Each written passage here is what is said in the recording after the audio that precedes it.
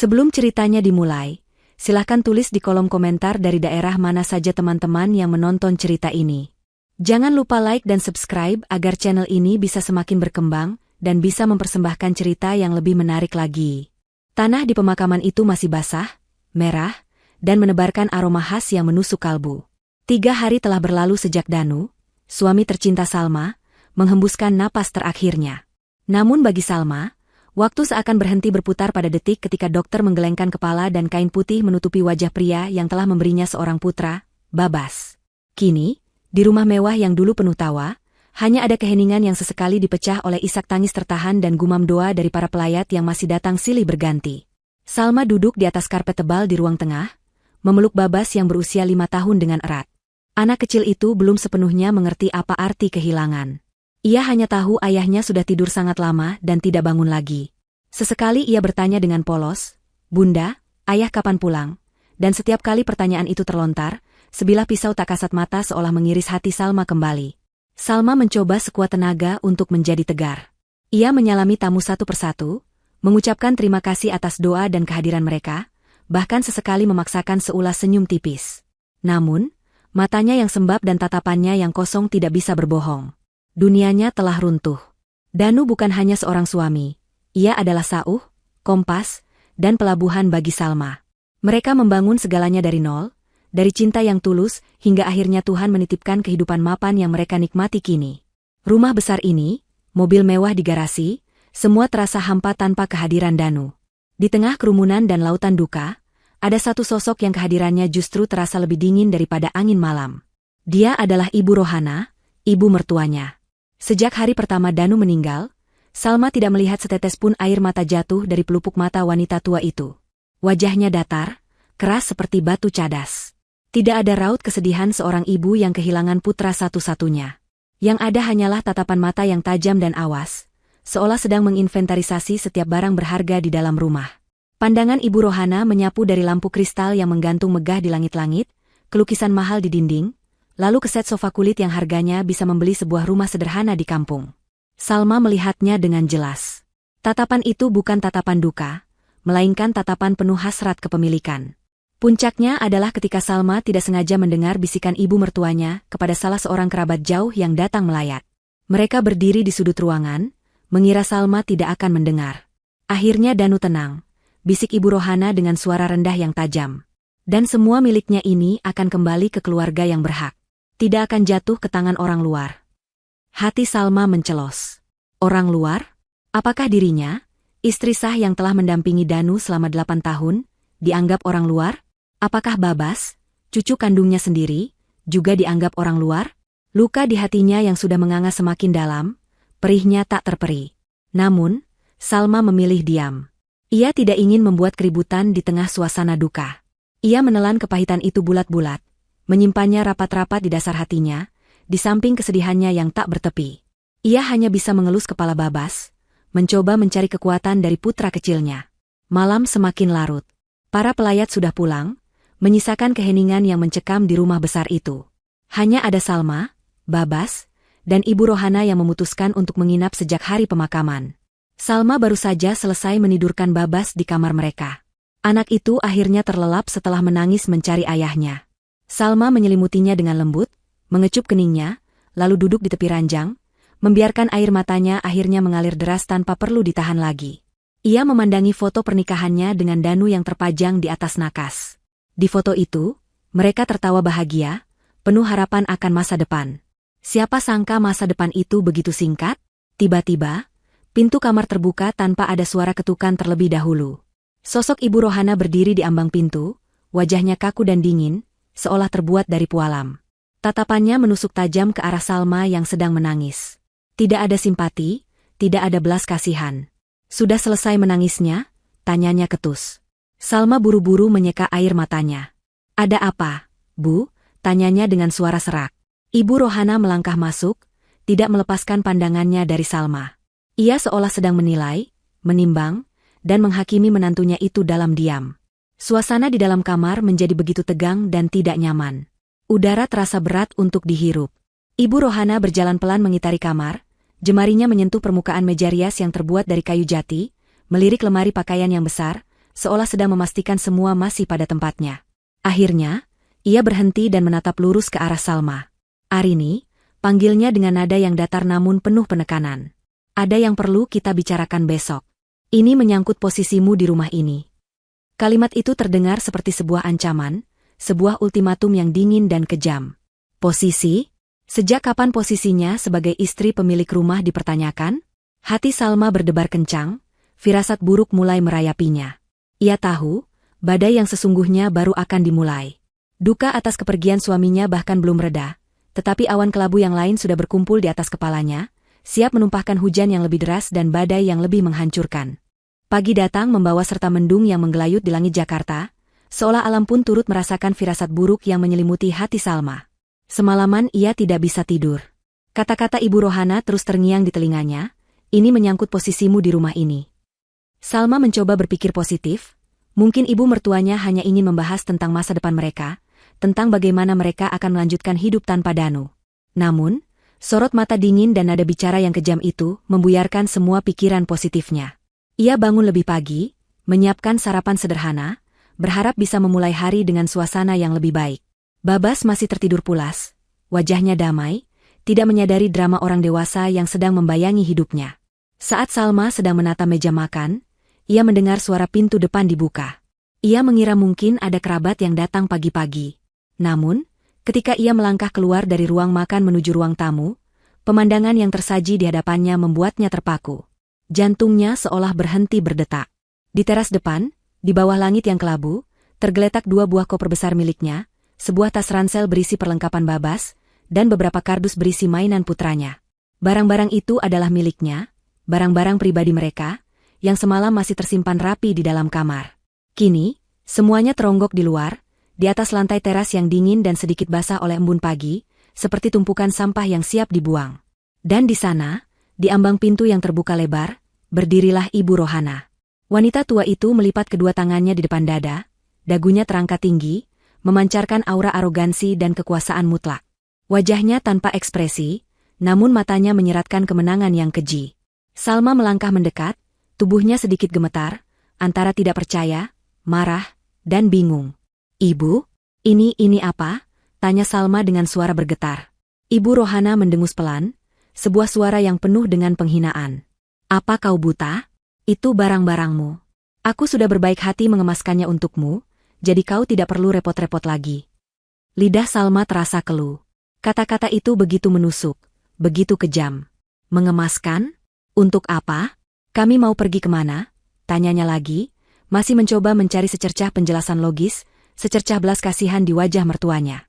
Ibu Rohana tertawa sinis, suara tawanya terdengar parau dan mengerikan. "Kau bertanya mau pergi kemana? Tentu saja pergi dari sini. Pergi sejauh-jauhnya dari rumah ini," bentaknya. Lalu, terjadilah momen yang akan selamanya terpatri dalam ingatan Salma. Momen di mana kekejaman manusia ditunjukkan dalam bentuknya yang paling murni. Ibu Rohana menatapnya lekat-lekat.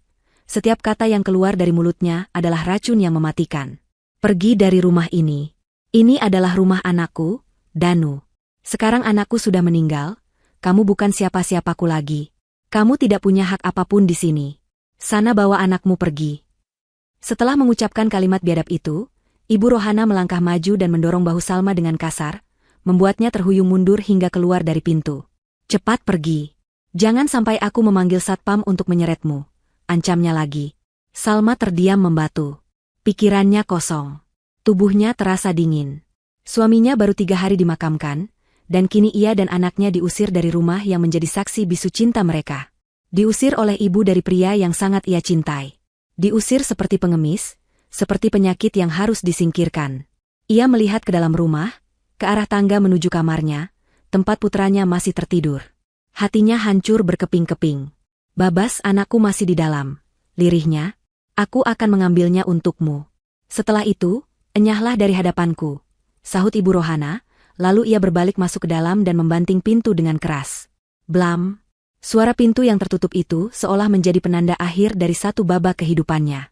Salma berdiri sendirian di teras, dikelilingi barang-barangnya yang terbuang. Hujan gerimis mulai turun, membasahi wajahnya, bercampur dengan air mata yang tak mampu lagi ia bendung. Beberapa saat kemudian, pintu kembali terbuka. Ibu Rohana menyeret Babas yang sudah terbangun dan tampak bingung serta ketakutan. "Bunda!" teriak Babas sambil berlari memeluk kaki Salma.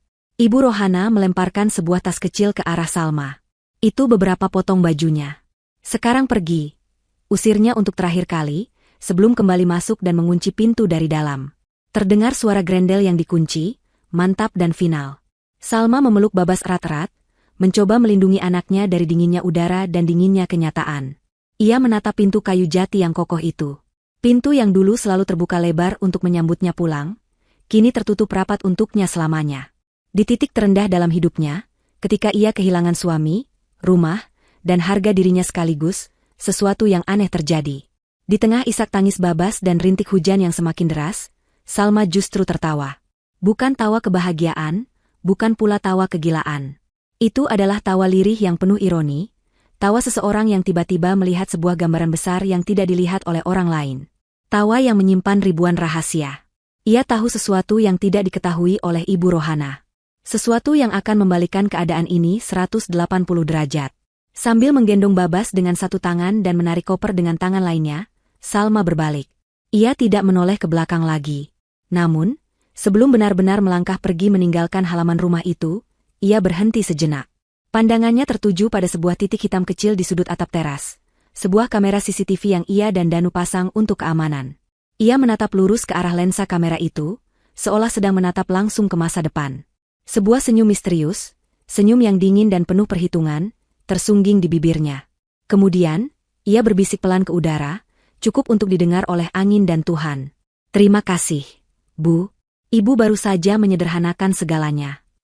Setelah itu, ia melangkah dengan mantap menembus hujan, meninggalkan rumah itu, meninggalkan masa lalunya, dan berjalan menuju sebuah takdir yang telah ia dan suaminya persiapkan dengan sangat rapi. Babak baru dalam permainannya telah dimulai. Hujan yang turun seolah menjadi selubung yang menyembunyikan Salma dan Babas dari dunia. Di dalam taksi yang melaju membelah genangan air di jalanan Jakarta, Salma memeluk putranya lebih erat. Babas, setelah puas menangis, kini hanya terisak pelan di dekapan ibunya.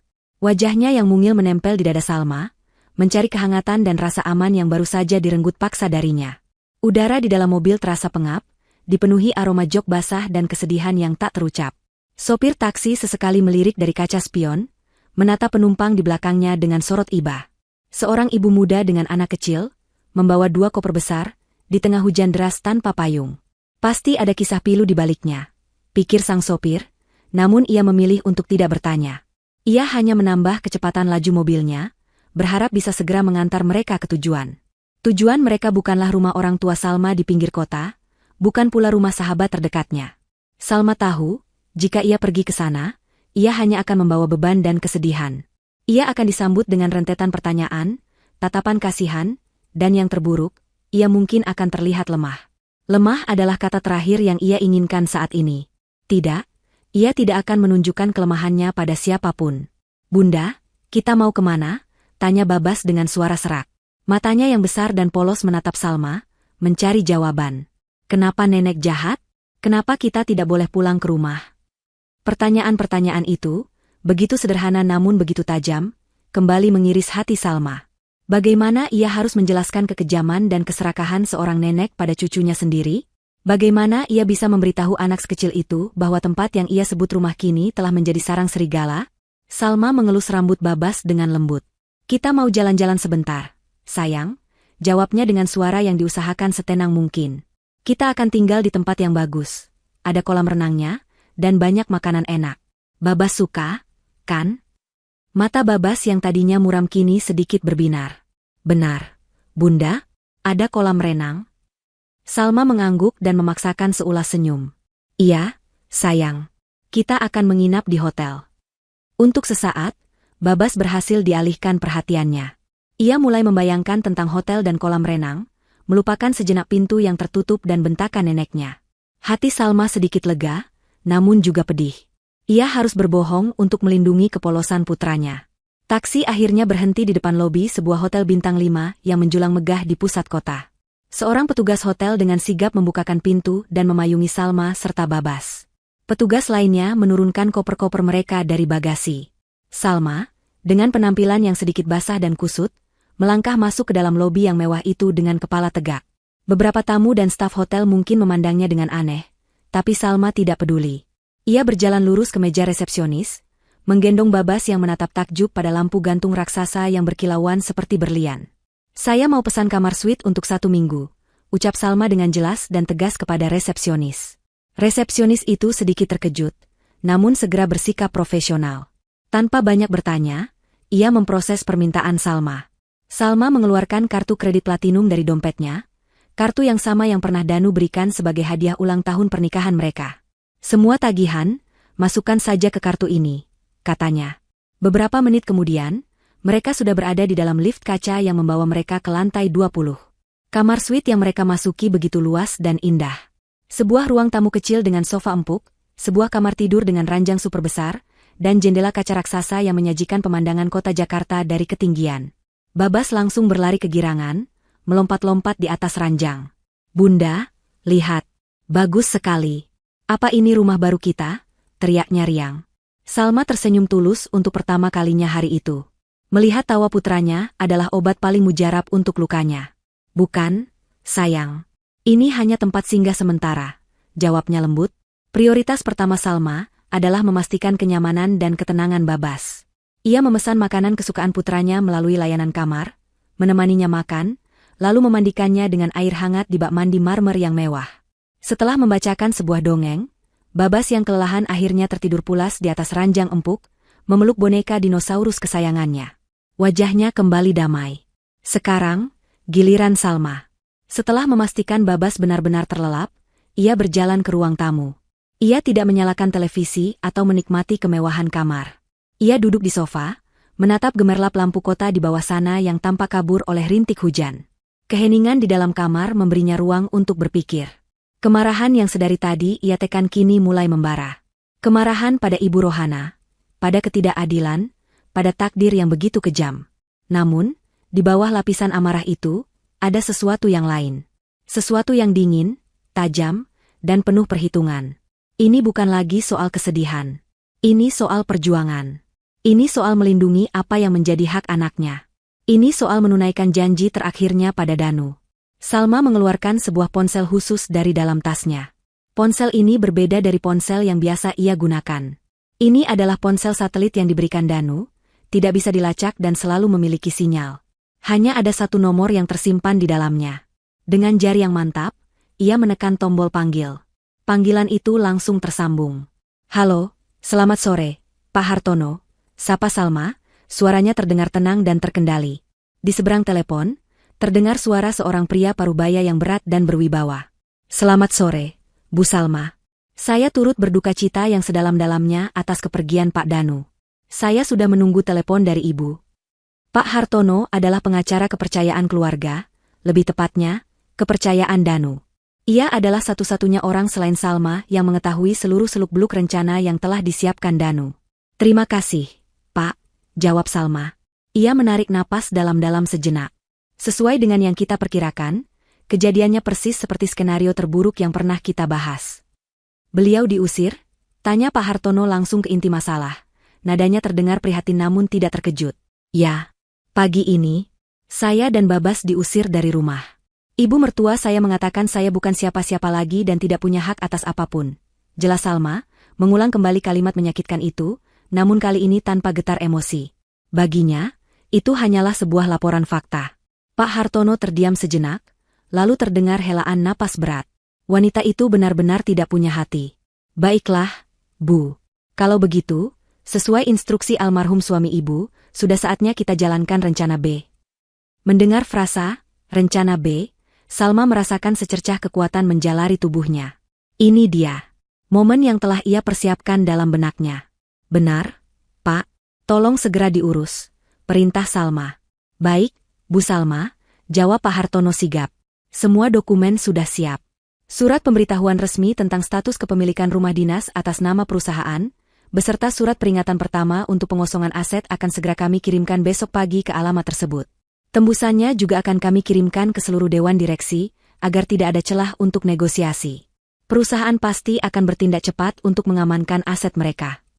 "Bagus," kata Salma. "Lalu bagaimana dengan aset yang lain, Pak? Tabungan dan tanah?" "Semuanya aman, Bu. Sesuai wasiat Pak Danu, seluruh aset likuid sudah dipindahkan ke rekening perwalian atas nama Babas, di mana ibu adalah wali tunggalnya hingga ia berusia 17 tahun. Rekening itu diproteksi berlapis dan tidak bisa diakses oleh siapapun tanpa persetujuan ibu. Sertifikat tanah yang 1000 hektar juga sudah berada di brankas bank atas nama yang sama. Tidak ada 1 sen pun atau 1 meter pun tanah yang bisa diganggu-gugat oleh Ibu Rohana atau kerabat lainnya. Penjelasan dari Pak Hartono bagaikan air sejuk di tengah gurun. Semuanya berjalan sesuai rencana. Danu, suaminya yang luar biasa, benar-benar telah memikirkan segalanya. Terima kasih banyak, Pak Hartono. Tolong kabari saya setiap perkembangannya. Pasti, Bu Salma. Ibu tenang saja. Fokus saja pada Babas. Biar kami yang mengurus badai ini. Panggilan pun berakhir. Salma meletakkan ponsel itu di meja. Ia kembali menatap keluar jendela. Hujan sudah sedikit reda. Ia tidak lagi merasa sebagai korban. Ia adalah seorang ratu yang sedang mempersiapkan langkah untuk melindungi kerajaannya. Ibu Rohana mengira ia telah memenangkan pertempuran dengan mengusir seorang janda lemah. Ia tidak tahu, ia baru saja membangunkan seekor singa betina yang selama ini tertidur. Dan Salma, dengan semua amunisi yang telah disiapkan oleh mendiang suaminya, siap untuk berperang. Malam di kamar hotel terasa panjang dan sunyi. Babas tertidur dengan napas yang teratur, damai di alam mimpinya. Salma duduk di sofa dekat jendela, secangkir teh hangat yang mulai mendingin menemaninya. Pikirannya melayang, kembali ke masa lalu, tepatnya ke sebuah malam sekitar setahun yang lalu. Malam itu adalah titik balik. Malam di mana ia menyadari betapa luar biasanya pria yang menjadi suaminya. Malam di mana Danu membuka semua kartu rahasianya. Kilas balik itu terasa begitu nyata, seolah baru terjadi kemarin. Mereka sedang duduk di teras belakang rumah, menikmati semilir angin malam. Danu saat itu sudah mulai sering terlihat lelah. Wajahnya sedikit pucat, dan senyumnya terkadang terlihat dipaksakan. Ia sudah divonis oleh dokter, sebuah penyakit langka yang perlahan menggerogoti tubuhnya, dan harapan hidupnya tidak lama lagi. Namun, ia menyembunyikan rasa sakitnya dengan sangat baik di hadapan Salma dan Babas. Malam itu, setelah menidurkan Babas, Danu mengajak Salma duduk berdua. Ia menggenggam tangan Salma dengan erat, tatapannya begitu dalam dan serius. Sayang, ada hal penting yang harus aku sampaikan, ucapnya dengan suara pelan. Hati Salma langsung berdebar. Ia tahu ini bukan pembicaraan biasa. Ada apa, Mas? Ini tentang masa depan. Masa depanmu dan Babas, saat nanti aku sudah tidak ada, lanjut Danu. Salma langsung menggeleng, air mata sudah menggenang di pelupuk matanya. Mas, jangan bicara seperti itu. Mas pasti sembuh. Danu tersenyum sedih, senyum yang menerima takdir. Kita harus realistis, sayang. Dan yang paling penting, kita harus siap. Aku tidak mau meninggalkanmu dan Babas dalam keadaan tidak terlindungi. Lalu, Danu mulai menjelaskan semuanya. Dengan tenang dan sistematis, ia membongkar satu persatu rahasia keuangan dan rencana yang telah ia susun. Pertama, dan ini yang paling penting, kata Danu sambil menatap Salma lekat-lekat. Rumah yang kita tinggali ini bukan milik kita.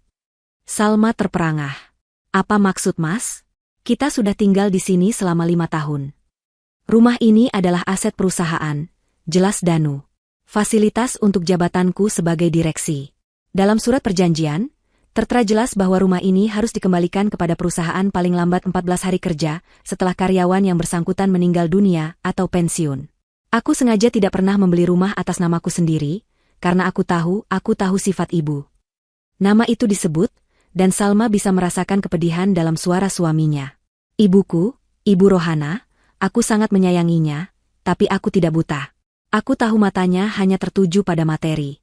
Sejak dulu, ia selalu membanding-bandingkan kesuksesanku dengan orang lain, selalu menuntut lebih. Jika aku membeli rumah ini, saat aku tiada nanti, ia akan merasa paling berhak untuk memilikinya dan aku tidak akan heran jika ia tega mengusirmu dan Babas. Salma terdiam, mencerna setiap kata suaminya. Semua masuk akal. Sifat Ibu Rohana memang seperti itu, namun ia tidak pernah menyangka Danu sudah memikirkannya sejauh ini. Lalu kita akan tinggal di mana? Tanya Salma cemas. Danu tersenyum menenangkan. Tenang, sayang. Aku sudah menyiapkan segalanya. Ia kemudian mengeluarkan sebuah map dari ruang kerjanya. Di dalamnya, ada beberapa dokumen penting. Ini, kata Danu sambil menunjukkan sebuah dokumen dari bank. Ini adalah rekening deposito perwalian atas nama Babas. Jumlahnya 100 miliar rupiah. Mata Salma terbelalak. Ia tahu suaminya sukses, tapi ia tidak pernah membayangkan jumlahnya sebanyak itu. Uang ini adalah hasil kerja kerasku, bonus, dan investasiku selama bertahun-tahun. Aku sengaja tidak menyimpannya di rekening biasa. Rekening ini hanya bisa dicairkan setelah Babas berusia 17 tahun, dan satu-satunya orang yang bisa menjadi wali dan pengelolanya sebelum waktu itu adalah kamu, Salma. Hanya kamu. Nama ibu tidak ada di dokumen manapun. Ini untuk menjamin masa depan pendidikan Babas dan kehidupanmu. Napas Salma terasa sesak oleh campuran antara keterkejutan, haru, dan duka. Danu tidak hanya memikirkan kehidupan mereka saat ini, tapi jauh ke depan. Dan ini yang kedua, lanjut Danu sambil mengeluarkan tumpukan sertifikat tanah yang diikat rapi. Ini adalah aset terbaik kita. 1.000 hektar tanah perkebunan di beberapa lokasi strategis di Jawa dan Sumatera. Semuanya sudah lunas dan bersih. Dan sama seperti deposito tadi, semua sertifikat ini sudah diatasnamakan Babas dalam sebuah akta perwalian. Kamu yang akan mengelolanya. Tanah ini nilainya akan terus naik. Jual sebagian kecil saja jika kamu butuh dana darurat untuk membeli rumah baru atau memulai usaha. Sisanya, biarkan menjadi warisan abadi untuk cucu-cucu kita kelak. Air mata Salma tak terbendung lagi. Ia menangis bukan karena jumlah uang atau luasnya tanah, tetapi karena cinta dan perlindungan yang begitu besar yang diberikan oleh suaminya. Bahkan dalam sakitnya, Danu masih memikirkan cara untuk menjadi perisai bagi keluarganya. Mas, kenapa kamu melakukan ini semua sendirian? Isaknya. Danu memeluknya erat. Karena ini adalah tugasku sebagai suami dan ayah. Aku tidak mau bebanku menjadi bebanmu juga. Aku hanya mau kamu fokus untuk bahagia dan membesarkan Babas. Setelah Salma sedikit lebih tenang, Danu kembali menatapnya dengan sorot mata yang paling serius malam itu. Ia memegang kedua bahu Salma. Sekarang, dengarkan aku baik-baik. Ini adalah bagian terpenting dari rencanaku. Aku sudah menduga, setelah aku pergi, ibu akan menunjukkan sifat aslinya. Ia akan serakah. Ia akan mengincar rumah ini karena inilah satu-satunya aset yang terlihat nyata di matanya. Ia tidak tahu tentang deposito dan tanah itu, dan jangan pernah beritahu dia. Aku mohon padamu, sayang, lanjutnya dengan suara yang hampir berbisik. Jika nanti, skenario terburuk itu terjadi. Jika ibu benar-benar tega mengusirmu dan Babas dari rumah ini. Danu berhenti sejenak, mengambil napas dalam-dalam. Jangan melawan. Jangan berdebat. Jangan menangis di hadapannya. Turuti saja kemauannya. Tapi, Mas, ini rumah kita. Potong Salma. Ini bukan rumah kita, tegas Danu lembut. Ini hanya jebakan. Jebakan yang aku siapkan untuk keserakahannya sendiri. Danu lalu mengucapkan kalimat yang selamanya akan diingat Salma, kalimat yang memberinya kekuatan luar biasa saat diusir pagi tadi. Jika ibu mengusirmu, pergilah sambil tersenyum. Karena saat itu, dia tidak sedang mengusirmu. Dia sedang menggali kuburnya sendiri. Dia akan menjual rumahnya di kampung, pindah ke sini, dan merasa menang. Tapi kemenangannya hanya akan berlangsung beberapa hari, sebelum pihak perusahaan datang dan menagih kembali aset mereka. Saat itu terjadi, dia tidak akan punya apa-apa lagi. Dia tidak punya rumah untuk kembali, dan dia tidak akan punya muka untuk meminta tolong padamu. Itulah hukuman yang setimpal untuknya. Kilas balik itu berakhir. Salma kembali ke masa kini, di kamar hotel yang sunyi. Air mata kembali menetes di pipinya.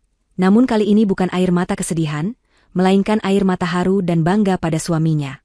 Danu bukan hanya meninggalkan harta, tapi ia meninggalkan sebuah strategi, sebuah pelajaran, dan sebuah keadilan. Salma menyeka air matanya. Ia berdiri dan berjalan ke kamar tidur, menatap wajah Babas yang terlelap. Ia mengelus pipi putranya. Tenang, sayang. Ayah sudah menyiapkan segalanya untuk kita. Dan Bunda berjanji, Bunda akan menjalankan amanah ayah dengan baik. Kita akan baik-baik saja. Malam itu, Salma akhirnya bisa tidur. Bukan tidur karena lelah, tapi tidur dengan sebuah kepastian dan keyakinan. Keyakinan bahwa fajar akan segera tiba, dan keadilan akan menemukan jalannya sendiri. Di dalam rumah mewah yang kini terasa sunyi itu, Ibu Rohana menghirup udara dalam-dalam. Ia tidak mencium aroma duka atau kenangan tentang putranya. Yang ia hirup adalah aroma kemenangan. Aroma kemewahan yang selama ini hanya bisa ia impikan, kini menjadi miliknya seutuhnya. Setelah pintu depan tertutup rapat dan Salma serta cucunya lenyap di telan gerimis, Ibu Rohana merasakan gelombang kepuasan yang luar biasa. Beban itu telah terangkat. Parasit itu telah disingkirkan. Kini, ia adalah satu-satunya ratu di istana ini.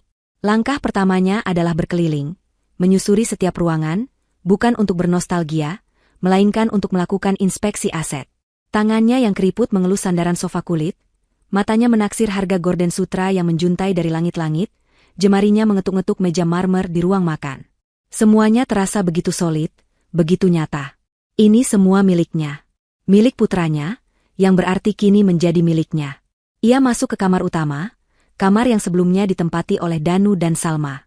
Hal pertama yang ia lakukan adalah membuka lemari pakaian raksasa. Ia menyibak deretan gaun dan blus milik Salma dengan tatapan jijik, seolah itu adalah pakaian kotor. Tanpa ragu, ia menarik semua pakaian itu keluar, melemparkannya ke lantai hingga menggunung. Ia akan menyumbangkan semua sampah ini nanti. Kemudian, ia membuka laci meja rias, menemukan beberapa perhiasan sederhana milik Salma. Sebuah kalung, beberapa pasang anting, dan sebuah gelang. Ia mengambilnya, menimbangnya di telapak tangan, lalu melemparkannya ke tumpukan baju dengan cibiran. Murahan. Langkah selanjutnya adalah menghapus jejak Salma dari rumah ini. Ia berjalan ke setiap sudut, menurunkan semua foto yang memajang wajah menantunya.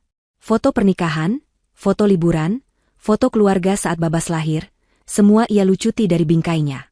Ia hanya menyisakan foto-foto Danu seorang diri atau foto Danu saat masih kecil bersamanya.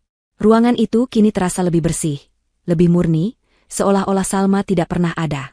Setelah puas dengan pembersihan tahap awal, Ibu Rohana mengambil ponselnya.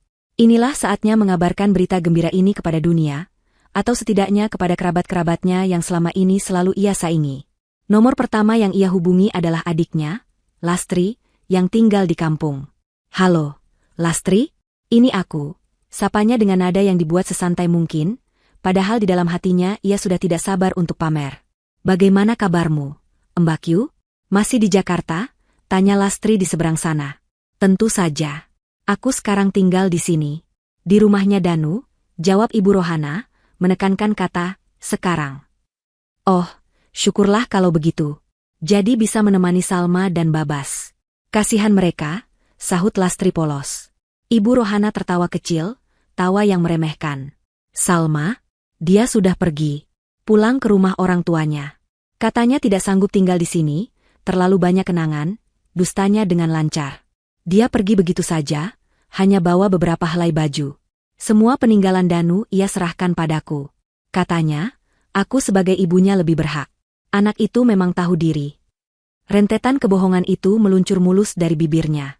Ia melukiskan citra Salma sebagai menantu yang lemah dan tidak bertanggung jawab, sementara dirinya adalah ibu yang tegar dan dipercaya untuk mengelola harta peninggalan putranya. Telepon itu berlanjut dengan bualan-bualan lain tentang betapa luasnya rumah ini, betapa mahalnya perabotannya, dan betapa nyamannya hidupnya sekarang. Setelah menutup telepon dari Lastri, ia menghubungi beberapa sepupu dan teman-teman arisannya. Ceritanya sama, dengan bumbu yang terkadang ia tambah atau kurangi sesuai dengan siapa ia bicara. Intinya satu, ia adalah pewaris tunggal dari semua kesuksesan Danu. Ia adalah pemenangnya. Kepuasan hatinya memuncak ketika ia melakukan panggilan telepon yang paling penting hari itu. Panggilan kepada seorang makelar tanah di kampungnya. "Pak Bejo, ini saya, Bu Rohana," katanya tanpa basa-basi. "Rumah saya yang di ujung gang itu, tolong segera dijual. Berapapun harganya, yang penting cepat laku. Tidak perlu ditawar-tawar lagi. Saya sudah tidak akan kembali ke sana. Saya sudah punya tempat tinggal yang jauh lebih baik di Jakarta." Keputusan itu terasa begitu tepat dan membebaskan.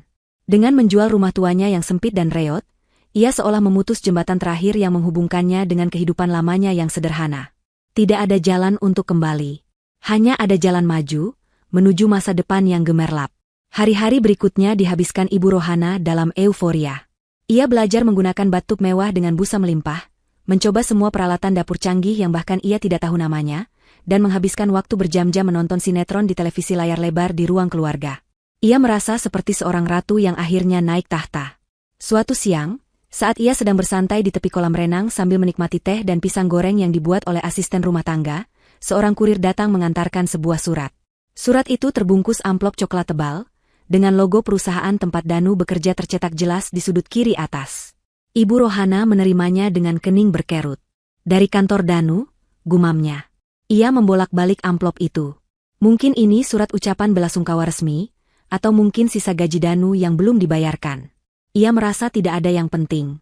Dengan sikap angkuh, ia meletakkan surat itu di atas meja kecil di samping kursi santainya, di bawah tumpukan majalah bekas. Ia terlalu sibuk menikmati surga dunianya untuk diganggu oleh urusan administrasi yang membosankan. Toh, semua yang ada di sini sudah menjadi miliknya. Apalagi yang bisa diambil oleh perusahaan? Pikirnya picik. Ia bahkan tidak membuka segel amplopnya. Kesombongan telah membutakan akal sehatnya. Ia tidak tahu bahwa surat yang ia abaikan itu adalah lonceng kematian bagi semua mimpi indahnya. Itu adalah bom waktu yang detiknya sudah mulai berdetak. Puncak dari keangkuhannya terjadi sore itu juga. Setelah seharian memanjakan diri, ia mengenakan salah satu daster satin terbaiknya, merapikan rambutnya, dan mengambil ponselnya. Ia berjalan ke tepi kolam renang, dengan latar belakang rumah megah dan taman yang terawat. Ia mengatur sudut kamera, memasang senyum paling puas yang bisa ia tampilkan, lalu mengambil beberapa foto selfie. Ia memilih foto terbaik, di mana ia terlihat paling berkuasa dan bahagia. Tanpa ragu, ia mengunggah foto itu ke akun media sosialnya, sebuah akun yang jarang ia gunakan namun diikuti oleh semua kerabat dan kenalannya. Di bawah foto itu, ia menulis sebuah keterangan singkat yang menusuk. Menikmati hasil kerja keras anakku. Surga dunia. Setelah menekan tombol kirim, ia meletakkan ponselnya dan kembali menyeruput tehnya. Ia merasa berada di puncak dunia, tidak menyadari bahwa ia sebenarnya sedang berdiri di tepi jurang yang sangat dalam. Sementara Ibu Rohana tenggelam dalam euforia kemenangan palsunya, Salma bergerak dalam keheningan yang efisien dan mematikan. 3 hari pertama di hotel, ia manfaatkan untuk menenangkan Babas dan menyusun kembali kepingan hatinya. Setelah itu, ia tidak membuang waktu. Dengan bantuan Pak Hartono, ia memulai babak baru hidupnya, bukan sebagai korban yang meratapi nasib, melainkan sebagai seorang perencana yang membangun kembali kerajaannya di atas fondasi yang kokoh. Prioritas utamanya adalah sebuah rumah. Bukan sekadar tempat berteduh, tetapi sebuah benteng, sebuah suaka di mana ia dan Babas bisa merasa aman dan memulai lagi. Pak Hartono merekomendasikan beberapa properti, dan Salma memilih untuk tidak menunda-nunda. Ia mengunjungi 3 lokasi dalam 1 hari. Pilihan terakhirnya jatuh pada sebuah rumah di sebuah komplek perumahan elit yang sangat privat. Komplek itu dijaga ketat selama 24 jam, dengan sistem 1 gerbang masuk yang tidak bisa dimasuki sembarang orang. Rumahnya sendiri tidak semegah istana peninggalan Danu. Rumah itu 2 lantai, dengan gaya modern minimalis yang hangat. Dikelilingi taman hijau yang terawat, dan memiliki sebuah kolam renang kecil di halaman belakang. Tidak ada kesan pamer atau berlebihan. Semuanya terasa pas, elegan, dan yang terpenting, nyaman. Rumah itu memancarkan aura rumah, bukan museum. Proses pembelian dilakukan dengan sangat cepat. Salma menggunakan sebagian kecil dari dana darurat yang memang telah disiapkan Danu, yang terpisah dari deposito utama.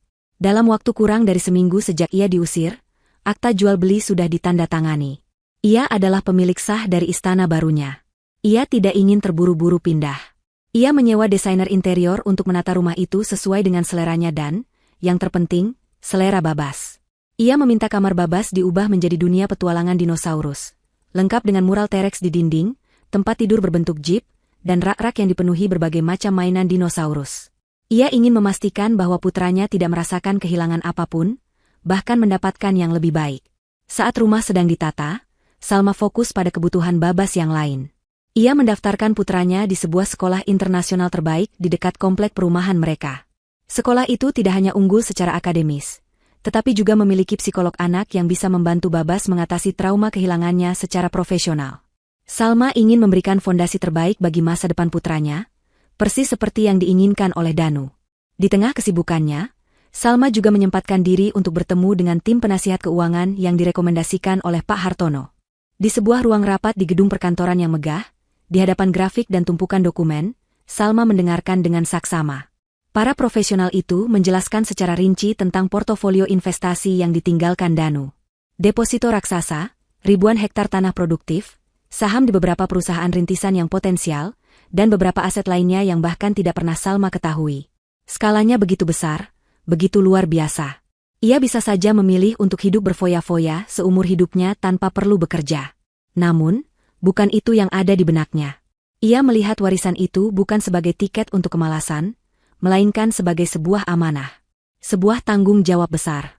Saya tidak ingin hanya mengandalkan ini, kata Salma kepada tim penasihatnya, mengejutkan mereka. Saya ingin belajar. Saya ingin mengerti cara kerja investasi ini. Saya ingin ikut andil dalam mengelolanya, bukan hanya menerima laporan bulanan. Suami saya bekerja keras untuk ini semua, dan saya ingin memastikan warisannya tumbuh dan berkembang untuk masa depan anak saya. Para penasihat keuangan itu saling berpandangan, tersenyum kagum.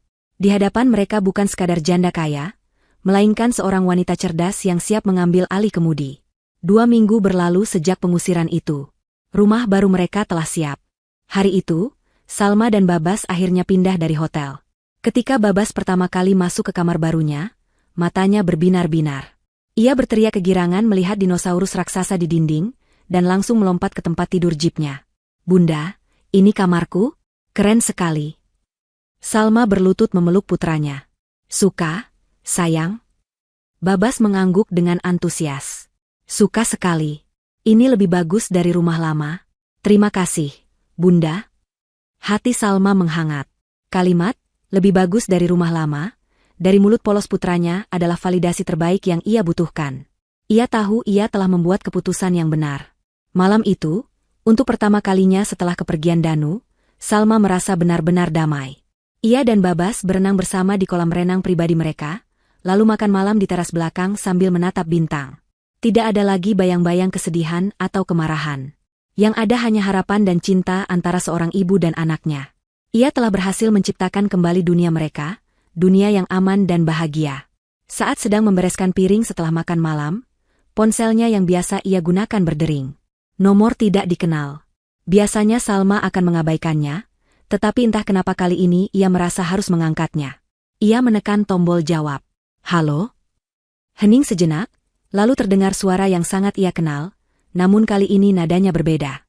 Bukan lagi nada angkuh dan memerintah, melainkan nada panik yang nyaris histeris. Salma, kamu harus kembali ke sini. Ada orang dari kantor Danu datang. Itu adalah suara Ibu Rohana. Suara yang dulu telah mencampakkannya, kini terdengar memohon. Salma terdiam sejenak. Di benaknya, ia bisa membayangkan dengan jelas pemandangan di rumah itu. Wajah sombong ibu mertuanya yang kini pasti pucat pasi. Kepanikan yang melandanya. Ia merasakan sedikit kepuasan, namun perasaan itu segera lenyap, digantikan oleh ketenangan yang dingin. Permainan telah mencapai babak berikutnya. Dengan suara yang datar dan tanpa emosi, Salma hanya menjawab singkat. Oh ya? Ada apa, Bu? Sebelum Ibu Rohana sempat meracau lebih lanjut, sebelum ia sempat mengeluarkan sumpah serapah atau permohonan, Salma menekan tombol merah di layar ponselnya. Ia memutus panggilan itu. Ia meletakkan ponselnya di atas meja, lalu kembali melanjutkan aktivitasnya mencuci piring, seolah-olah tidak ada hal penting yang baru saja terjadi. Badai itu bukan lagi urusannya. Ia sudah berada di tempat yang aman, di dalam istananya sendiri, sementara di luar sana, seseorang yang telah menabur angin kini harus bersiap menuai badai sendirian. Telepon yang ditutup Salma secara sepihak terasa lebih menampar daripada ribuan kata makian. Di dalam rumah mewah itu, Ibu Rohana berdiri mematung, ponsel masih menempel di telinganya, mendengarkan nada sambung yang terputus. Kekuatan yang selama ini ia rasakan, perasaan berkuasa sebagai nyonya besar, mulai retak dan runtuh. Kepanikan yang tadinya hanya setitik noda kini menyebar cepat seperti tinta di atas kertas, menggelapkan seluruh pikirannya. Ia tidak mengerti. Kenapa Salma begitu tenang? Kenapa ia tidak terdengar kaget atau takut? Sebelum ia sempat memproses kebingungannya, bel pintu berbunyi. Suaranya terdengar begitu agung dan formal, berbeda dari bel yang biasa ditekan oleh kurir paket atau tukang sayur.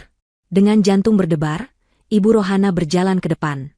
Melalui interkom video, ia melihat 3 orang berdiri di depan gerbang. 2 pria dan 1 wanita, semuanya mengenakan setelan kerja formal berwarna gelap. Mereka tampak rapi, profesional, dan membawa aura serius yang membuat bulu kuduknya meremang.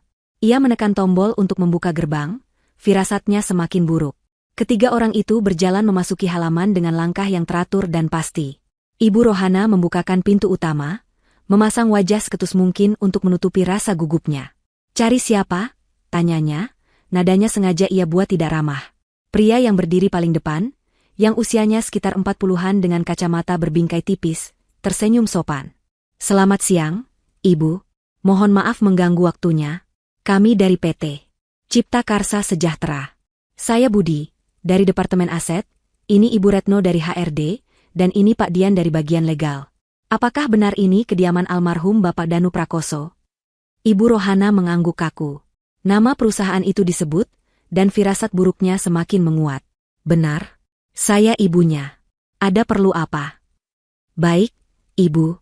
Pertama-tama, kami mewakili seluruh jajaran direksi dan karyawan PT Cipta Karsa Sejahtera ingin mengucapkan turut berduka cita yang sedalam-dalamnya atas wafatnya Pak Danu. Beliau adalah salah satu direktur terbaik yang pernah kami miliki, kata Pak Budi dengan nada yang tulus. Ibu Rohana hanya bergumam tidak jelas. Basa-basi ini terasa aneh. Terima kasih, sahutnya singkat. Jadi ada perlu apa? Desaknya lagi. Pak Budi menghela napas pelan, senyum sopannya tidak luntur. Begini, Ibu.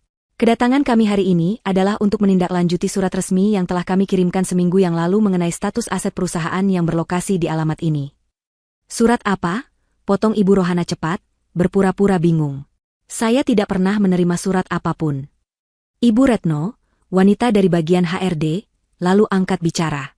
Suaranya lembut namun tegas.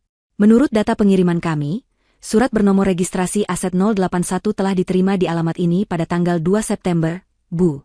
Surat tersebut berisi pemberitahuan mengenai prosedur pengembalian fasilitas rumah dinas. Kata, rumah dinas, diucapkan dengan penekanan yang jelas. Jantung Ibu Rohana seolah diremas. Inilah yang ia takutkan. Inilah alasan kepanikan di teleponnya tadi. Namun, kesombongannya menolak untuk menyerah. Ia tertawa mengejek. Rumah dinas? Kalian pasti salah alamat. Ini adalah rumah anak saya, peninggalan anak saya. Saya ibunya, satu-satunya ahli warisnya. Kalian tidak punya hak apapun di sini. Bentaknya, suaranya mulai meninggi. Ia berharap gertakannya akan membuat mereka takut dan pergi. Namun, ketiga orang itu tetap tenang. Reaksi Ibu Rohana sepertinya sudah mereka antisipasi. Pak Dian dari bagian legal melangkah maju, membuka map yang ia bawa. Mohon maaf, Bu Rohana, mungkin telah terjadi kesalahpahaman, ucapnya dengan nada yang sangat rukur.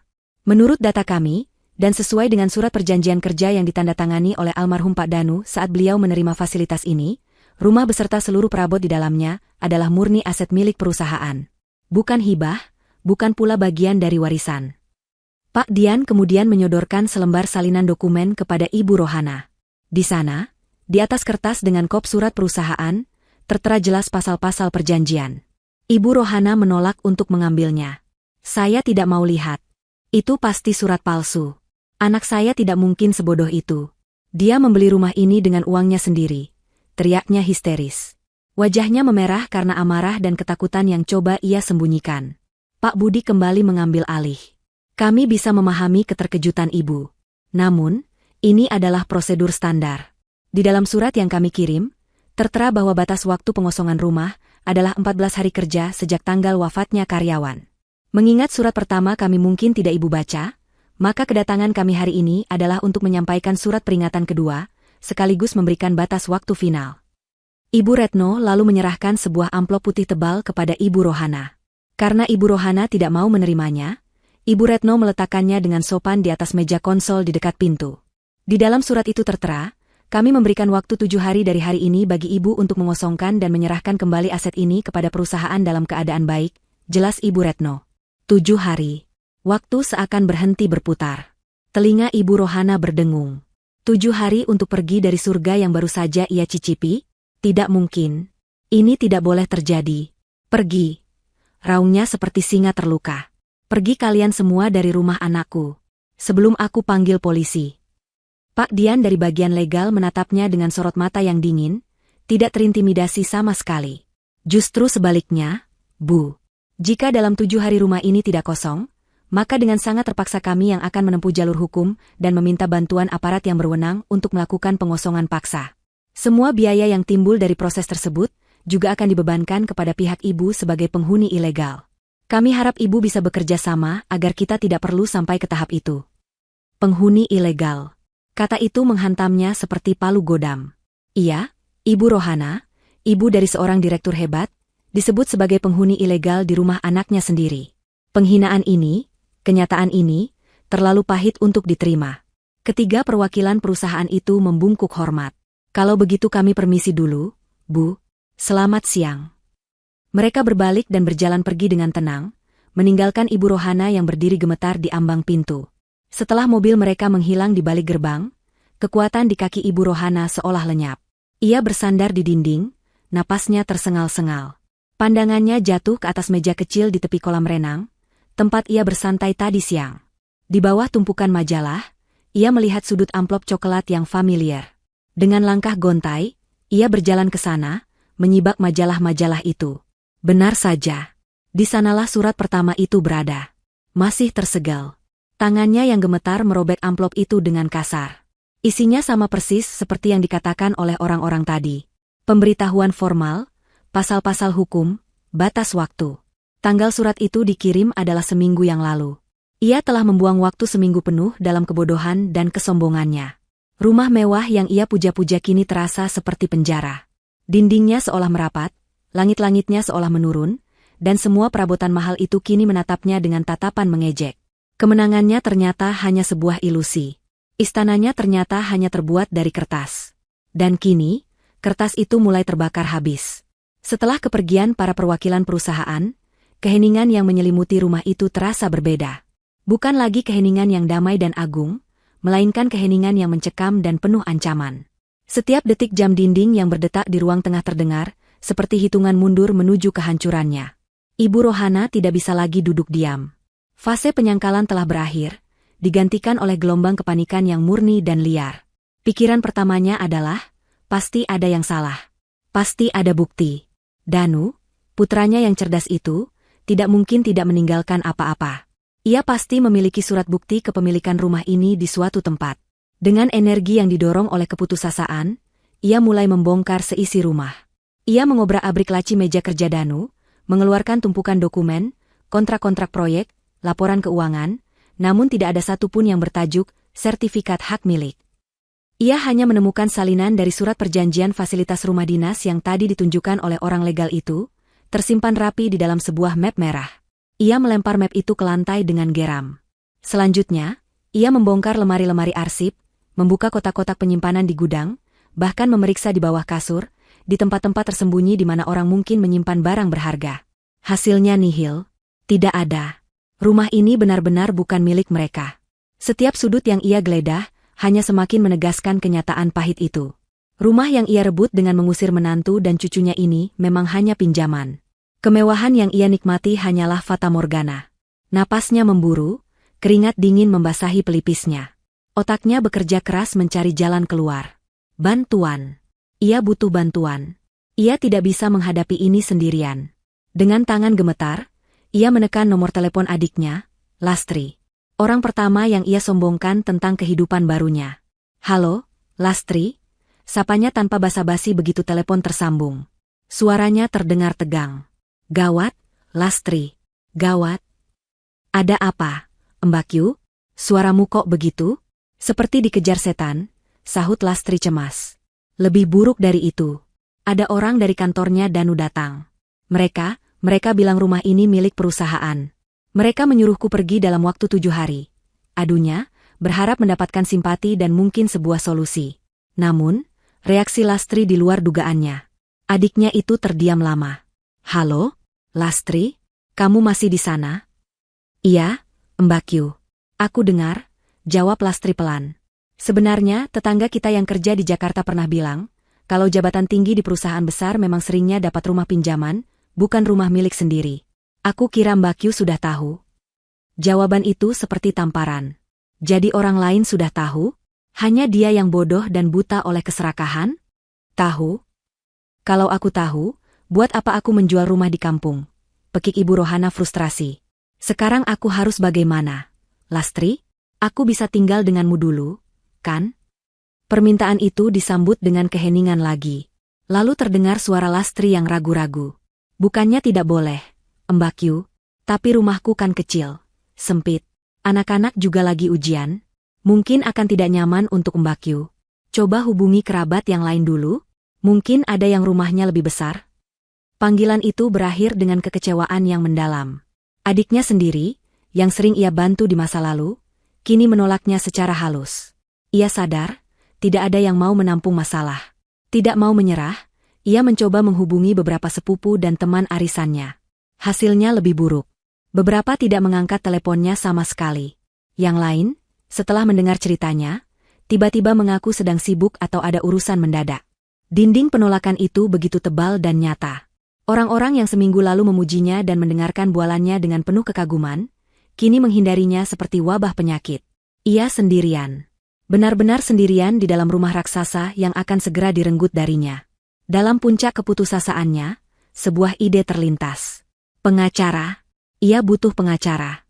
Mungkin ada celah hukum yang bisa dimanfaatkan.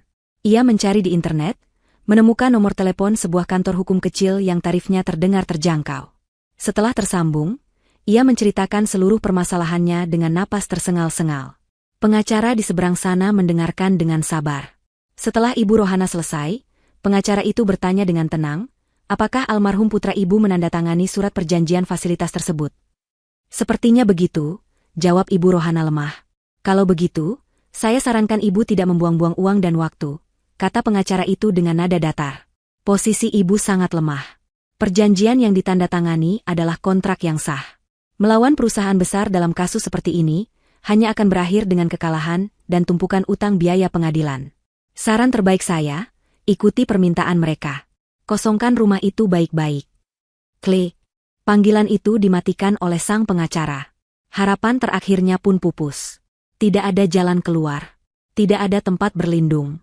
Ibu Rohana terduduk lemas di lantai marmer yang dingin. Pandangannya kosong. Bayangan rumah kecilnya di kampung tiba-tiba muncul di benaknya. Rumah yang sempit, panas, dan sederhana, tetapi itu adalah miliknya. Tempat ia bisa pulang kapanpun ia mau. Tempat yang kini sudah bukan lagi miliknya karena kebodohannya sendiri. Uang hasil penjualan rumah itu pun sudah banyak ia pakai untuk membeli beberapa baju baru dan mentraktir teman-temannya. Sisanya tidak akan cukup untuk membeli rumah baru, bahkan untuk mengontrak rumah yang layak pun sulit. Ia akan menjadi gelandangan. Wanita tua tanpa rumah, tanpa keluarga yang mau menerima, tanpa uang. Harga dirinya hancur lebur. Kesombongannya remuk menjadi debu. Di tengah kehancuran total itu, di dasar jurang keputusasaan, satu nama muncul di benaknya. Satu-satunya orang yang mungkin masih bisa ia hubungi. Satu-satunya orang yang mungkin memiliki jalan keluar dari mimpi buruk ini. Salma. Menantunya, wanita yang telah ia hina, ia caci, dan ia usir dengan kejam. Memikirkan harus menelepon Salma membuat perutnya mual. Rasa malu, gengsi, dan amarah berkelindan menjadi satu. Bagaimana mungkin ia harus merendahkan diri di hadapan wanita itu? Tapi pilihan apa lagi yang ia punya? Ini adalah pertarungan antara harga diri dan kelangsungan hidup. Dan saat ini, kelangsungan hidup terasa jauh lebih mendesak. Dengan tangan yang lebih gemetar dari sebelumnya, Ibu Rohana mengambil ponselnya. Ia mencari kontak Salma di dalam daftar panggilannya. Jantungnya berdegup kencang seolah akan meledak.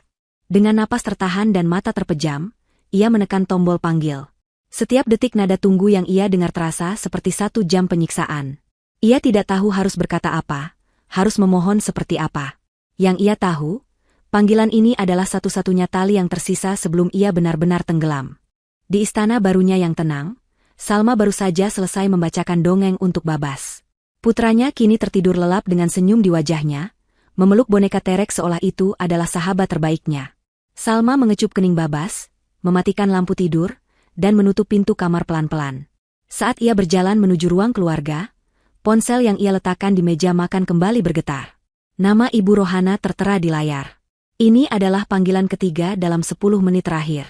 2 panggilan sebelumnya ia abaikan, namun kini ia merasa sudah saatnya untuk menghadapi musik ini. Ia menarik napas dalam-dalam, menghembuskannya perlahan, mempersiapkan mentalnya untuk konfrontasi terakhir. Dengan jari yang mantap, ia menggeser ikon hijau di layarnya. Halo, sapanya, suaranya terdengar tenang dan netral. Di seberang sana, keheningan menyambutnya selama beberapa detik.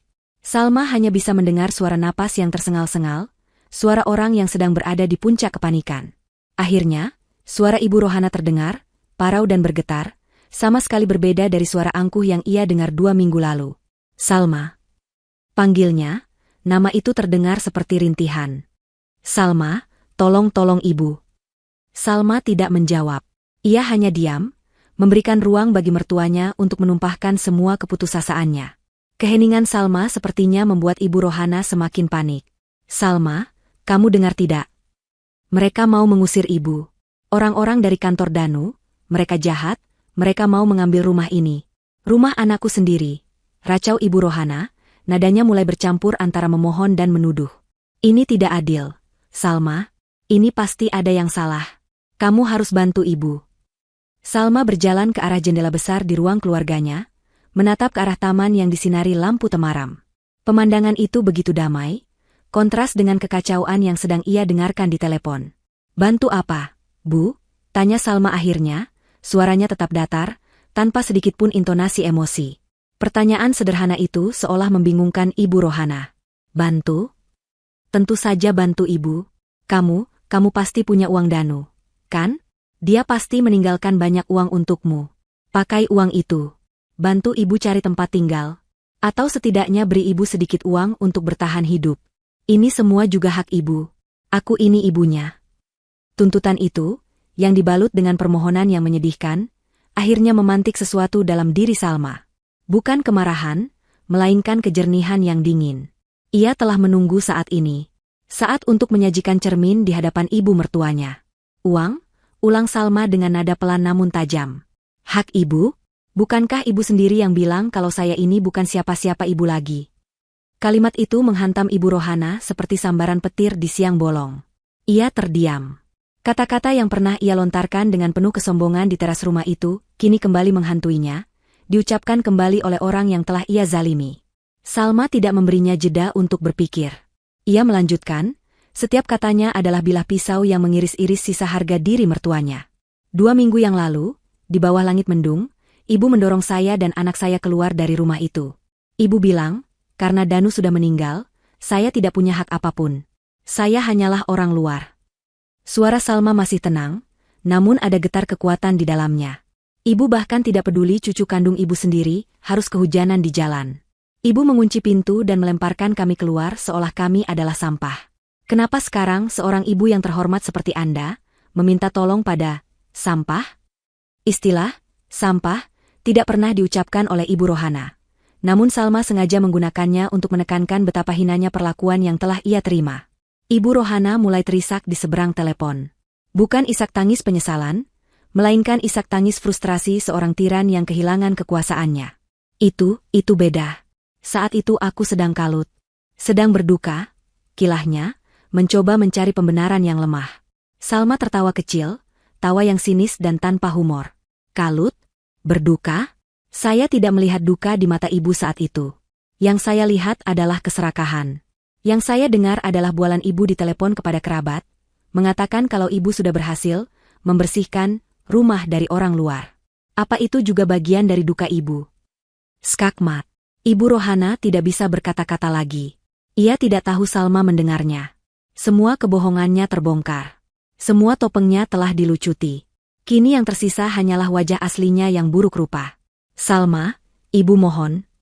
Lirihnya, nadanya kini benar-benar hancur, tanpa sisa-sisa keangkuhan. Maafkan ibu. Ibu salah. Tapi tolonglah Babas. Anggap saja ini demi cucumu. Di mana dia akan tinggal kalau neneknya jadi gelandangan? Ini adalah senjata terakhirnya. Menggunakan nama Babas, mencoba memanipulasi Salma melalui rasa kasihannya sebagai seorang ibu. Namun, Salma sudah terlalu siap. Perisainya terlalu kuat untuk ditembus oleh panah manipulasi yang tumpul itu. Babas, jawab Salma, nadanya berubah menjadi sangat dingin, sedingin es di kutub utara. Jangan pernah sebut nama anak saya lagi dari mulut ibu. Orang yang sudah membuang cucunya sendiri ke jalan tidak punya hak untuk menyebut namanya. Anak saya baik-baik saja. Dia punya rumah baru yang nyaman, sekolah yang bagus, dan masa depan yang cerah. Jauh dari orang-orang beracun seperti ibu. Dan soal uang suami saya, lanjut Salma, memberikan pukulan pamungkas. Ya, Mas Danu memang meninggalkan warisan yang sangat banyak. Tapi di dalam wasiatnya, tidak ada 1 sen pun yang ditujukan untuk ibunya. Suami saya tahu persis sifat ibu. Karena itu, semua harta peninggalannya diwariskan 100% untuk anaknya, Babas. Untuk menjamin masa depannya. Bukan untuk orang yang keserakahannya tidak mengenal batas. Keheningan total di seberang sana. Salma bisa membayangkan Ibu Rohana yang pucat pasi, dunianya benar-benar runtuh berkeping-keping. Tidak ada rumah. Tidak ada uang. Tidak ada harapan. Sebelum Ibu Rohana sempat mengeluarkan satu kata pun, sebelum ia sempat memohon, mengumpat, atau menangis lagi, Salma mengucapkan kalimat terakhirnya. Kalimat yang akan menghantui sisa hidup ibu mertuanya. Selamat menikmati sisa hidup ibu. Anggap saja ini karma dari perbuatan ibu sendiri. Apa yang ibu tanam, itulah yang ibu tuai. Klik. Dengan satu sentuhan ringan di layar, Salma memutus sambungan telepon. Ia tidak membanting ponselnya atau berteriak meluapkan emosi. Ia hanya meletakkannya kembali di atas meja dengan tenang. Selesai. Beban terakhir di pundaknya telah terangkat. Ia tidak merasa puas atau bahagia, tetapi ia merasa lega. Merasa adil. Keadilan untuknya, untuk Babas, dan terutama, untuk Danu. Ia berjalan kembali ke kamar Babas, membukanya sedikit, dan menatap putranya yang tertidur. Di sanalah dunianya. Di sanalah masa depannya. Di sanalah kebahagiaan sejatinya. Badai telah berlalu, dan kini, langit di atasnya benar-benar cerah tanpa awan. 1 bulan berlalu dengan cepat. Waktu, yang terasa berhenti bagi sebagian orang, terus berjalan tanpa ampun bagi yang lain. Di sebuah sudut kota yang ramai namun terlupakan, berdiri sebuah bangunan tua bercat putih kusam dengan papan nama yang juga sudah usang. Panti Werda Kasih Bunda. Disinilah babak terakhir kehidupan Ibu Rohana dimulai. Setelah telepon terakhir yang mematikan itu, ia menghabiskan sisa 7 harinya di rumah mewah itu seperti mayat hidup. Ia tidak makan, tidak tidur, hanya duduk termangu di sofa, menatap kosong ke dinding. Saat hari pengosongan tiba, tim dari perusahaan datang bersama beberapa petugas keamanan. Mereka tidak perlu melakukan kekerasan. Ibu Rohana keluar dari rumah itu tanpa perlawanan, hanya membawa satu tas kecil berisi pakaian yang melekat di badan. Ia tidak punya tujuan. Kerabat menolaknya, uangnya habis. Selama beberapa hari ia menggelandang, tidur di emperan toko dan makan dari belas kasihan orang, sebelum akhirnya ditemukan oleh petugas dinas sosial yang membawanya ke panti jompo ini. Setiap hari di panti terasa sama. Bangun pagi, senam ringan bersama penghuni lain yang seusianya, makan bubur hambar, lalu duduk di teras menatap jalanan yang sibuk. Kemewahan yang pernah ia cicipi selama 2 minggu terasa seperti mimpi yang sangat jauh.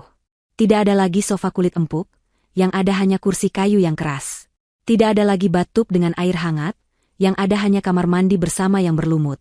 Tidak ada lagi televisi layar lebar, yang ada hanya sebuah televisi tabung tua yang gambarnya sering bersemut. Ia dikelilingi oleh orang-orang seusianya, namun ia merasa lebih kesepian dari sebelumnya. Para penghuni panti lainnya sering berbagi cerita tentang anak dan cucu mereka yang sesekali datang menjenguk, membawakan buah tangan atau sekadar berbagi pelukan. Ibu Rohana tidak punya cerita untuk dibagikan. Anaknya telah tiada. Cucunya telah ia buang. Menantunya telah ia hancurkan hatinya. Penyesalan datang terlambat, menggerogotinya setiap malam dalam keheningan wisma. Ia sering menangis dalam diam, bukan karena merindukan kemewahan, tetapi karena merindukan hal-hal yang dulu ia anggap sepele. Senyum Danu saat pulang kerja, celoteh Babas yang memanggilnya, nenek, atau bahkan secangkir teh hangat yang pernah dibuatkan Salma untuknya. Semua itu telah hilang, dan ia tahu, ia sendirilah yang telah menghancurkannya. Inilah karmanya. Menghabiskan sisa hidup dalam kesendirian dan penyesalan abadi, memanen buah pahit dari pohon keserakahan yang ia tanam sendiri. Sementara itu, di belahan kota yang lain, di sebuah dunia yang sama sekali berbeda, kehidupan baru sedang bersemi. Salma dan Babas telah sepenuhnya beradaptasi dengan rumah baru mereka. Tawa riang Babas kini kembali memenuhi setiap sudut rumah, menghapus sisa-sisa duka yang pernah ada. Salma telah berubah. Ia bukan lagi janda yang rapuh dan berduka. Ia telah bertransformasi menjadi seorang wanita yang kuat, mandiri, dan visioner, persis seperti mendiang suaminya. Pagi harinya diisi dengan mengantar Babas ke sekolah, lalu dilanjutkan dengan rapat bersama tim keuangannya atau belajar tentang manajemen properti. Ia tidak hanya mengelola warisan Danu, ia mengembangkannya. Ia membuktikan bahwa ia bukan hanya seorang istri yang beruntung, tetapi juga seorang mitra yang sepadan bagi pria hebat seperti Danu. Suatu sore yang cerah di akhir pekan, Salma mengajak Babas pergi ke luar kota. Mereka tidak pergi ke mal atau tempat rekreasi. Mereka pergi ke sebuah daerah perbukitan yang sejuk, dengan pemandangan hamparan hijau yang membentang sejauh mata memandang. Mereka berhenti di sebuah puncak bukit. Di sana, hanya ada mereka berdua, angin semilir, dan langit biru yang luas. "Bunda, kita di mana?" "Bagus sekali di sini," tanya Babas sambil berlari-lari kecil di atas rerumputan. Salma tersenyum, merentangkan tangannya. "Lihat sekelilingmu, sayang," katanya dengan suara lembut. Dari bukit ini sampai ke pohon-pohon besar di ujung sana, semua ini milikmu. Babas menatapnya dengan mata berbinar penuh rasa ingin tahu. Milikku? Seperti mainan? Salma tertawa dan berlutut di hadapan putranya, memegang kedua bahunya. Lebih dari itu, sayang. Ini adalah warisan dari ayah. Ayahmu bekerja sangat keras bukan untuk membeli mainan atau rumah mewah. Ayah bekerja untuk membeli masa depan. Masa depan untukmu. Ia menunjuk ke cakrawala yang luas. Ayahmu mempersiapkan ini semua agar kamu bisa tumbuh menjadi orang hebat. Agar kamu bisa membangun apapun yang kamu impikan di sini.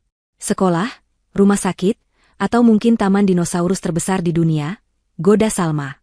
Babas tertawa senang mendengar ide taman dinosaurus. Salma memeluk putranya dengan erat. Di puncak bukit itu, di atas tanah yang menjadi saksi bisu cinta dan visi suaminya, Salma merasa begitu dekat dengan Danu. Ia tahu suaminya sedang tersenyum di atas sana, melihat istri dan anaknya yang kini aman dan bahagia. Cerita mereka tidak berakhir dengan duka. Justru, dari duka itulah lahir kekuatan yang baru. Salma dan Babas berdiri di sana, bergandengan tangan, menatap matahari terbenam yang melukis langit dengan warna jingga keemasan. Mereka adalah bukti bahwa kebaikan, kecerdasan, dan kesabaran akan selalu menemukan jalannya menuju kemenangan. Sementara di tempat lain, di sudut kota yang kelabu, seorang wanita tua terus menjalani hukumannya, sebuah pelajaran abadi bahwa keserakahan hanya akan berujung pada kehancuran. Keadilan, dengan caranya sendiri yang terkadang lambat namun pasti, telah benar-benar ditegakkan.